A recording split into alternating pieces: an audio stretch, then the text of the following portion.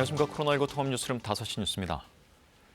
북한이 노동당 정치국 회의를 열어 그동안 대미 신뢰 조치를 위해서 잠정 중지한 모든 활동의 재가동을 검토하겠다고 밝혔습니다. 핵실험과 대륙간 탄도미사일 시험 발사 재개를 검토하겠다는 뜻으로 해석됩니다. 윤진 기자가 보도합니다.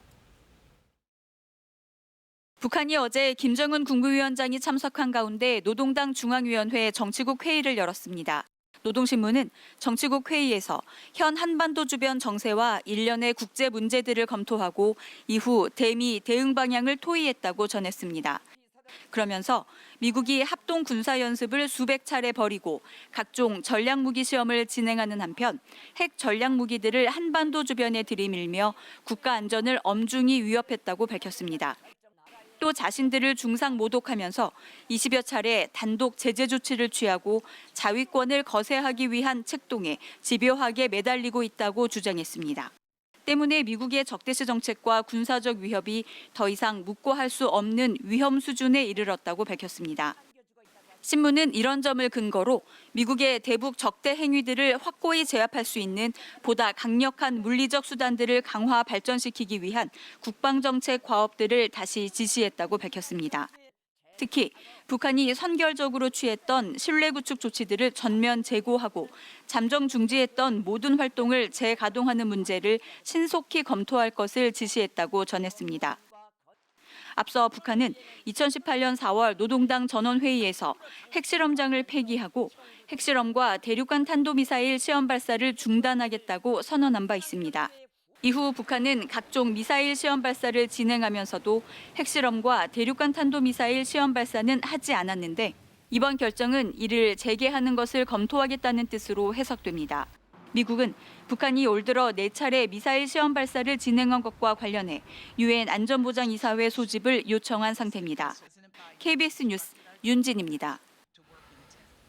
북한이 2월 16일 김정일 생일인 광명성절을 앞두고 대규모 열병식을 준비하고 있는 것으로 파악됐습니다.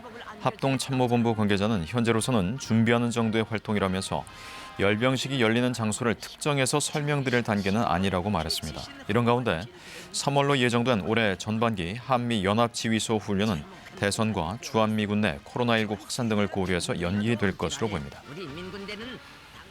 다음은 대선 후보 소식입니다. 민주당 이재명 후보는 문화예술인에게 연 100만 원의 기본소득을 지급하고 문화예산 비중을 크게 확대하겠다고 공약했습니다. 국민의힘 윤석열 후보는 영유아에게 하루 3끼 친환경 무상급식을 제공하고 반려동물 진료비 부담을 낮추겠다고 약속했습니다. 강병수 기자가 보도합니다. 문화예술인들과 만난 민주당 이재명 후보, 이들에게 연간 100만 원의 기본소득을 지급하고 공공임대주택 보급도 확대하겠다고 말했습니다. 프리랜서, 계약직을 포함한 모든 문화예술인에게 충분한 노동권 보장을 위한 사회보장제도를 강화하겠습니다. 또 1년 국가예산 중 문화예산의 비중을 지금보다 2배 이상 늘려 2.5%까지 확대하겠다고 공약했습니다. 민주당은 불교계의 비판을 받고 있는 정청래 의원을 두고 갈등이 불거졌습니다. 조홍천 의원 등이 정 의원의 자진 탈당을 주장하는 가운데 정청래 의원이 이에 반발하고 있어 대응책을 고심하고 있습니다. 국민의힘 윤석열 후보는 어린이집과 유치원생에게 친환경 무상급식을 제공하고 사전 공시제 등을 통해 반려동물 진료비 부담을 줄이겠다는 생활맞춤형 공약을 내세웠습니다. 윤 후보는 연말정산 인적공제 혜택도 대폭 확대하겠다고 약속했습니다. 물가 상승과 최저 인건비 상승에 맞게 인적공제 본인기본공제액을 200만 원으로 올리겠습니다. 국민의힘 내부에서는 홍준표 의원이 어젯밤 만찬에서 윤 후보에게 종로 보궐선거에 최재형 전 감사원장의 전략공천을 요구한 것으로 알려지며 논란이 일었습니다. 당 사무총장인 권영세 선대본부장은 당 지도부 인사가 구태를 보인다며 지적했고 홍 의원은 깨끗하고 행정 능력이 있는 사람을 추천했을 뿐이라며 권 본부장을 향해 방자하다는 말로 맞받았습니다. 정의당 심상정 후보는 정책 토론회에 참석해 청와대의 각 수석 제도를 폐지하는 등 대통령의 힘을 빼는 정부를 만들겠다고 말했습니다.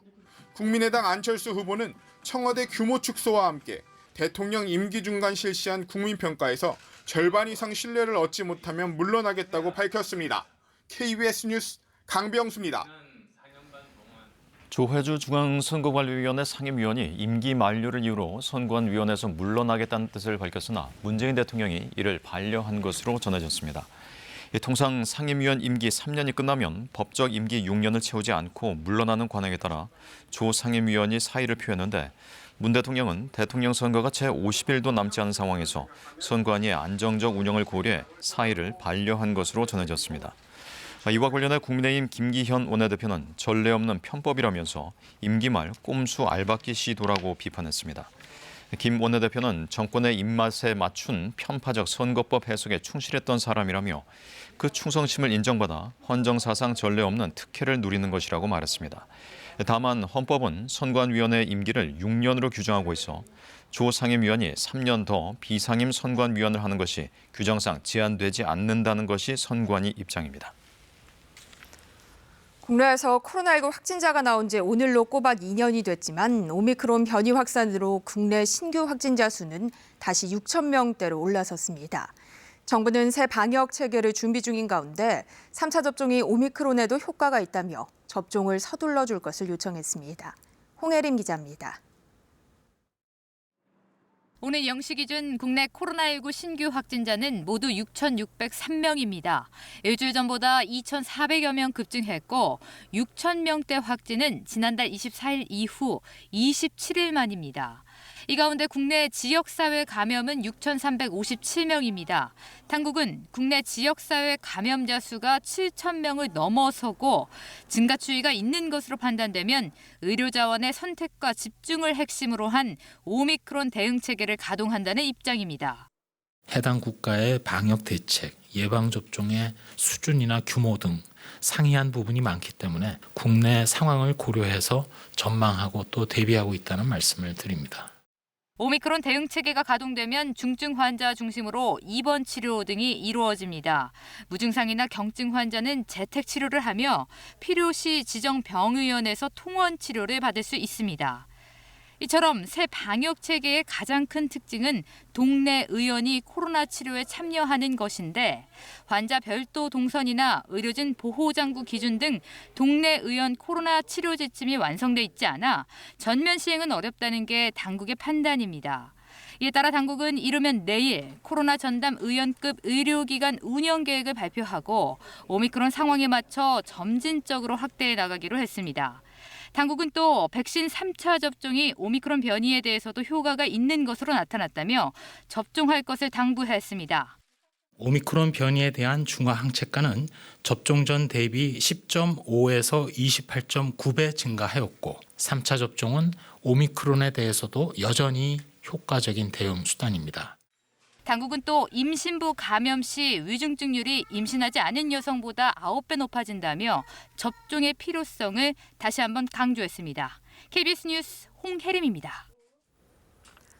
중국의 수출 제한으로 요소값이 오르면서 농사에 필요한 요소 비료값도 크게 올랐습니다. 정부가 인상분을 지원하고 있지만 농약값도 오른 데다 일손 부족 현상도 여전해 농민들은 벌써부터 걱정이 큽니다. 서윤덕 기자입니다. 전북 익산의 한 보리밭입니다. 겨울을 이겨낸 새싹을 보고도 농민들은 한숨부터 나옵니다. 다음 달 밭에 줘야 할 요소비료 값이 3배가량 올랐기 때문입니다. 지난해엔 20kg 한 포대에 10,000원 정도였지만 올해는 30,000원 가까이 줘야 살 수 있습니다. 중국 정부의 수출 제한으로 원자재인 요소값이 크게 뛴 탓입니다. 정부는 일단 인상분의 80%를 지원하기로 했습니다.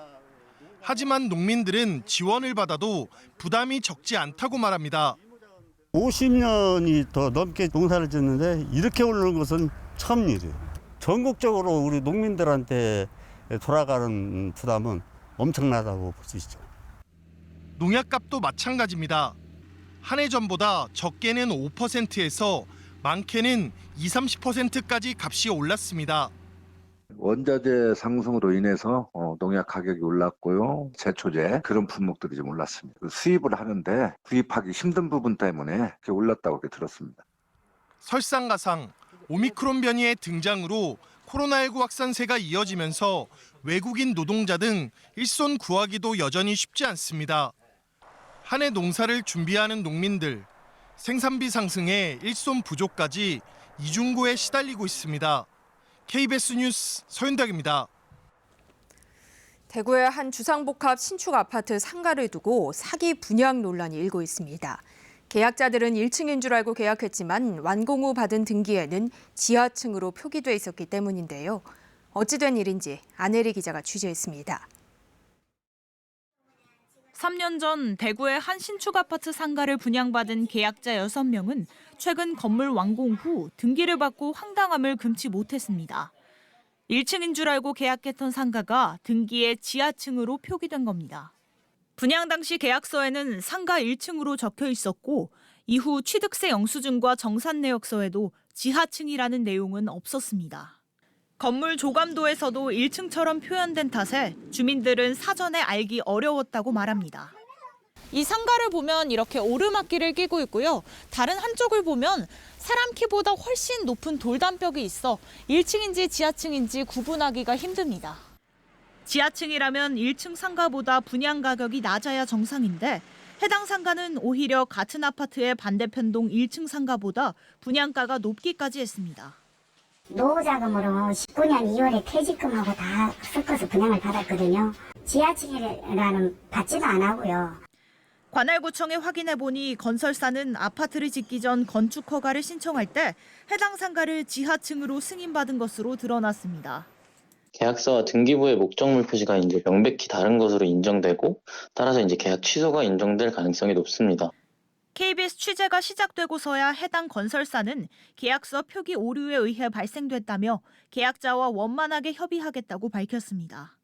최근 대전의 신축 아파트 상가에서도 유사한 사건이 발생하는 등 건설사 사기 분양 논란이 잇따르면서 소비자들의 각별한 주의와 함께 건설사 횡포를 막기 위한 대책도 마련해야 한다는 목소리가 큽니다. KBS 뉴스 안혜리입니다. 서울중앙지방법원은 지난 13일 정치자금법 위반 혐의로 약식 기소된 구현모 KT 대표에게 벌금 1,000만 원을 선고했습니다. 또 함께 기소된 그룹 임직원 9명에게도 각각 벌금 400만 원에서 500만 원의 벌금형을 선고했습니다. 구 대표 등은 회사 돈으로 산 상품권을 되팔아 생긴 현금으로 19, 20대 국회의원들에게 이른바 쪼개기 후원을 한 사건과 관련해 정치자금법 위반과 업무상 횡령 혐의로 약식 기소됐습니다. 일본 정부가 조선인 강제징용 현장인 사도광산을 세계유산 후보로 추천하지 않기로 가닥을 잡은 것으로 전해졌습니다. 유네스코 등재를 위해서는 이의 제기 시 당사국 간 합의가 우선돼야 하는데 한국에 거센 반발이 있을 것으로 예상돼 등재가 쉽지 않다는 게 영향을 미치고 있다는 분석입니다. 도쿄에서 지종익 특파원이 보도합니다. 일제강점기 일본의 전쟁 물자 확보를 위해 조선인 1,000여 명이 강제 동원된 사도광산.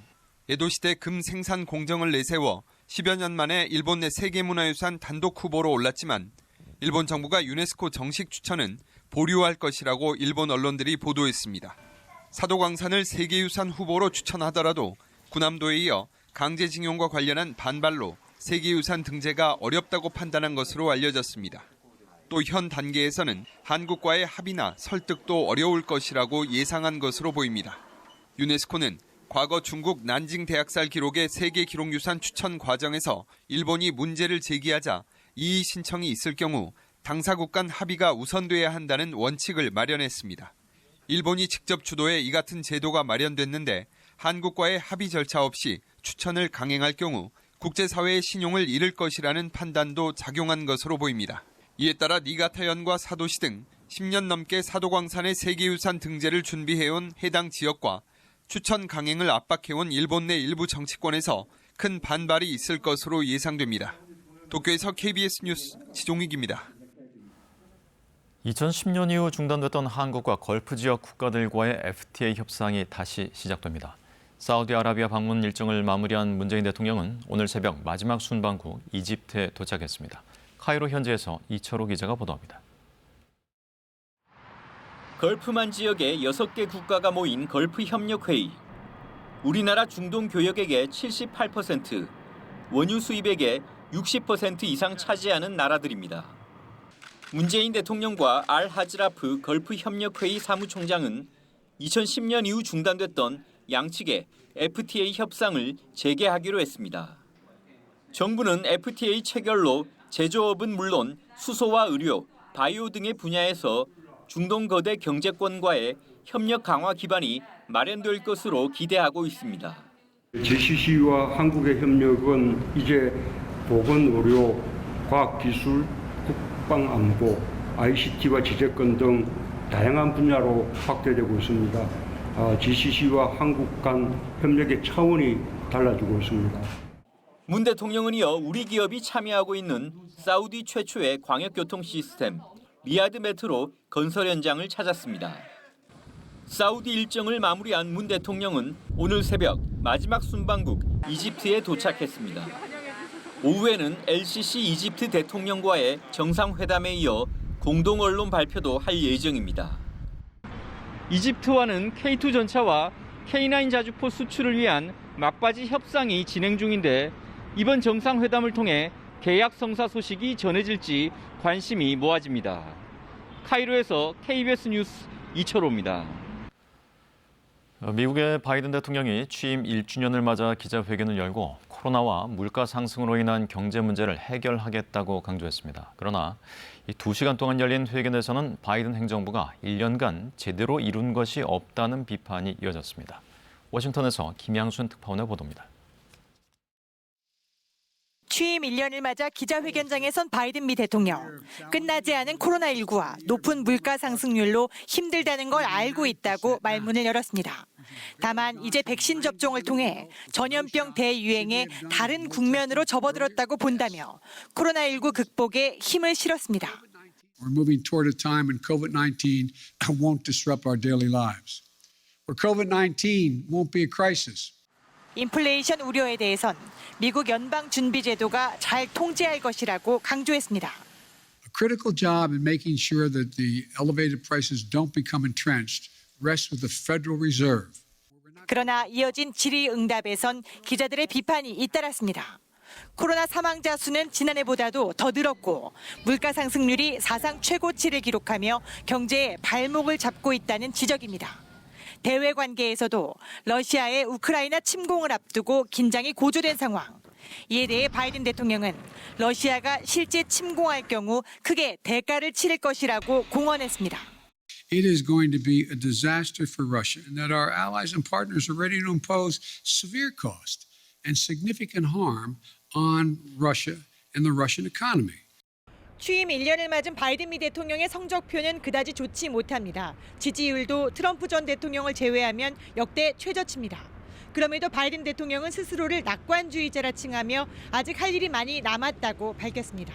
워싱턴에서 KBS 뉴스 김양순입니다. 광주 화정 아이파크 붕괴 사고 열흘째인 오늘도 수색 작업이 계속되고 있지만 실종자 발견 소식은 들려오지 않고 있습니다. 수색에 방해가 되는 타워 크레인 해체는 내일 시작될 예정인데요. 현장 취재기자 연결합니다. 네, 손준수 기자, 현재 수색 작업은 어떻게 진행되고 있습니까? 네, 사고 열흘째를 맞아 오늘도 오전 7시 반부터 10시간에 가까운 수색 작업이 이어지고 있습니다. 오늘도 붕괴된 건물 22층 이상의 상층부를 중심으로 수색이 진행 중인데요. 이를 위해 구조인력 190명과 인명구조기관 5마리가 투입됐습니다. 사고 수습 대책본부는 사고 현장 잔해물 야적장 안에 실종자들의 유실물이 있는지 수색하고 내시경 카메라와 영상 탐지기 등을 활용해 수색 작업을 진행했는데요. 하지만 아직 실종자를 찾았다는 소식은 들려오지 않고 있습니다. 수색에 방해되는 기존 타워 크레인을 해체하기 위한 작업도 속도를 내고 있습니다. 오늘도 무너질 위험성이 큰 타워 크레인과 이 건물을 세 줄로 묶는 작업이 진행됐습니다. 이 작업이 끝나고 내일부터 크레인 해치가 시작될 예정입니다. 사고 수습 대책본부는 내일 오후 늦게까지 크레인 해치를 끝낼 예정이라고 밝혔습니다. 타워 크레인 해치 작업이 시작되면 추가 붕괴 가능성이 커지기 때문에 내일 수색은 잠시 중단됩니다. 이 사고 수습 대책본부는 크레인이 넘어지면 위험 반경이 79m 정도 된다며 반경 내 작업자를 모두 대피시키고 주민 접근도 통제할 계획입니다. 크레인 해치 작업이 끝나면 주말 사이 일부 남은 건물 외벽과 31층과 38층의 중심벽을 강철 자재로 연결하는 작업이 진행됩니다. 이렇게 추가 붕괴 위험이 사라지면 다음 주부터는 본격적으로 건물 상층부 수색이 가능할 것으로 보입니다. 한편 오늘 실종자 가족들이 붕괴된 건물 상층부를 직접 방문했는데요. 실종자 가족들은 직접 현장을 본 결과 지금의 사고수습대책본부의 힘으로는 수색 작업에 한계가 있다며 더 큰 피해를 막기 위해 정부가 나서줄 것을 다시 한번 요청했습니다. 지금까지 광주 화정 아이파크 붕괴 사고 현장에서 KBS 뉴스 손준수입니다. 코로나19 여파로 이번 설 연휴도 고향 방문 자제가 권고되면서 선물로 대신하는 분위기입니다. 올해는 특히 한도액이 높아진 농축수산물을 설 선물로 선택하는 분들이 늘면서 배송 사고 우려도 높아지고 있는데요. 택배 피해 예방법과 대처법을 정지주 기자가 알려드립니다. 지난해 설에 그랬습니다. 내년에는 코로나 없이 만나자고요. 하지만 다시 코로나 속에 설을 맞게 됐습니다. 고향 방문과 여행 등 여전히 이동 자제가 권고되고 있고요. 요양병원 등도 접촉 면회 금지입니다. 사적 모임도 완화가 됐다지만은요, 6명까지입니다. 상황이 이렇다 보니까 이번 설도 방문 대신에 정성껏 선물을 골라서 택배로 보내겠다는 분들이 많습니다. 이른바 김영란법 개정으로 명절 기간 선물할 수 있는 농수축산물 선물 가액 범위도 20만 원으로 상향이 됐거든요. 유통가도 분주해졌습니다. 유통업계가 설 명절 키워드를 뽑아왔거든요. ESC라고 하는데요. 먼저 E입니다. 이거는 에코프렌들리, 즉 시대적 트렌드인 친환경 제품입니다. 선물 세트는 항상 과도한 포장이 문제로 지적됐습니다. 그래서 재활용 가능한 포장재를 선택하고요. 플라스틱 뚜껑도 없애는 등 포장에 거품을 빼고 있습니다. 코로나 이후에 이 선물 정말 많이들 찾으시는데요. S가 바로 거기에 해당이 됩니다. 자, 위생용품들인데요. 마스크, 손소독제 같은 제품들 이번 설에도 인기 품목입니다. 그리고 C는요. 직역을 하면은 소비 가치라고 할 수 있을 것 같은데요. 고객과 함께 이웃에게 나눔의 가치를 실현한다는 의미입니다. 예컨대 1+1으로 선물 세트를 하나를 사면은요, 하나를 더 받게 되겠죠. 그 하나를 이웃에게, 그러니까 취약계층에게 전달하는 식입니다. 그리고 애써 고른 선물들 택배로 보냅니다. 잘 배송이 돼야 하는데 그렇지 못한 경우들이 있습니다. 내부인이 소외될 수 있다는 말을 들어서 이웃을 의심하게 되는 지금 상황이 굉장히 좀 안타까운. 지난해 설을 전후해서 이 같은 피해를 보았다면서 소비자원에 접수된 피해 구제 신청 건수가 772건입니다. 전년 대비해서 55%가 늘었습니다. 특히 최근 3년 동안 전체 피해의 20%는 설 연휴가 있는 1월과 2월에 이렇게 급증을 했거든요. 운송물 파손이나 훼손이 가장 많았습니다. 분실도 많고요. 그리고 지정된 날짜에 도착하지 않는 등 계약 위반도 이렇게 많았습니다. 이번 설에는 법 개정으로 농축수산물 선물 한도가 2배 늘었죠. 신선이나 냉동식품 선물을 선택하는 경우가 급증했는데 배송 물량이 늘면서 부패나 변질 피해가 우려됩니다. 공정위와 소비자원이 소비자 피해 주의보를 발령한 이유입니다. 일단 충분한 시간을 두고 택배 배송을 의뢰하고요. 배송 지연이나 부재 시에 대비해서 어떻게 할지도 이 택배사와 미리 협의하는 게 좋습니다. 운송장에는 물품 가격을 기재하는 게 좋습니다. 배송 완료 때까지 그리고 보관을 해야 하는데요. 가격을 안 적으면은요, 분실이나 훼손 시에 택배사 손해배상 한도액이 50만 원으로 제한될 수가 있습니다. 택배 피해에 대비해서 증빙 자료들을 보관하고 변질, 훼손 등의 피해가 발생했다면 수령일로부터 14일 안에 사업자에게 알려야 합니다. 자, 상품권도 선물로 많이들 고르시는데요. 높은 할인율을 미끼로 대량 구매나 또 현금 결제를 유도한다면은 이거는 사기일 가능성이 있으니까 구매하지 말아야 합니다. 상품권은 유효기간이 있는데요. 유효기간이 만약에 지났더라도 발행일로부터 5년 안에 있다면은요. 구매 금액의 90%까지 환급받을 수 있으니까 챙겨두면 좋겠죠. 모바일 상품권도 인기 선물인데요. 종이 상품권과 달리 유효기간이 짧고 그거 지나면 연장이나 환급이 안 될 수도 있기 때문에 기한 내에 쓰는 게 좋습니다. 만약에 피해가 발생했다면 소비자24 누리집이나 전화, 국번 없이 1372번 소비자 상담센터를 이용해서 상담과 피해 구제를 신청할 수가 있습니다. KBS 뉴스 정지주입니다. 이어서 오늘의 주식 시황을 KB증권에서 전해드립니다. KB증권입니다. 연일 하락하던 코스피가 6거래일 만에 반등에 성공했습니다. 양시장 시총 상위주들이 대부분 상승한 가운데 코스닥은 기관과 외국인이 매수에 나서며 2% 넘게 올랐습니다. 오늘 코스피는 20.4포인트 상승한 2862.68에 코스닥은 24.8포인트 오른 958.7에 마감됐습니다. 전일 미국 증시는 국채금리 상승세가 지속되고 있는 가운데 3대 지수 모두 하락 마감했습니다.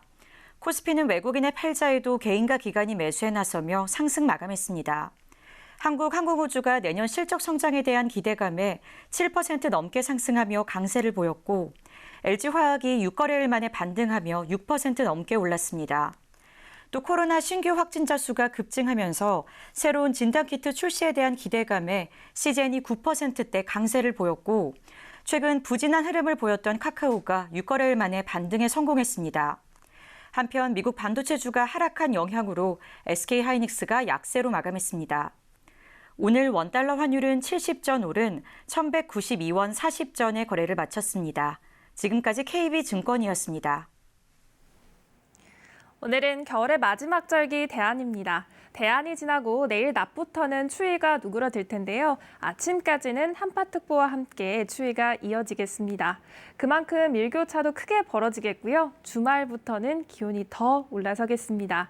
다만 대기가 정체하면서 내일 곳곳에서는 초미세먼지 농도가 높겠습니다.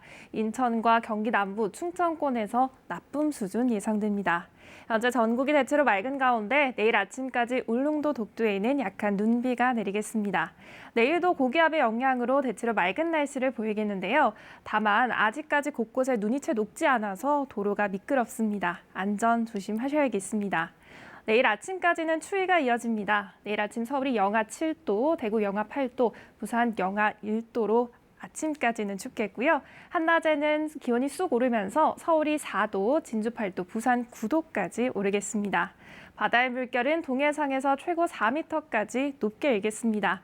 당분간 평년균을 웃돌면서 포근한 날씨가 예상됩니다. 날씨 전해드렸습니다. 코로나19 통합뉴스룸은 7시 뉴스에서 이어집니다. 시청해주신 여러분 고맙습니다.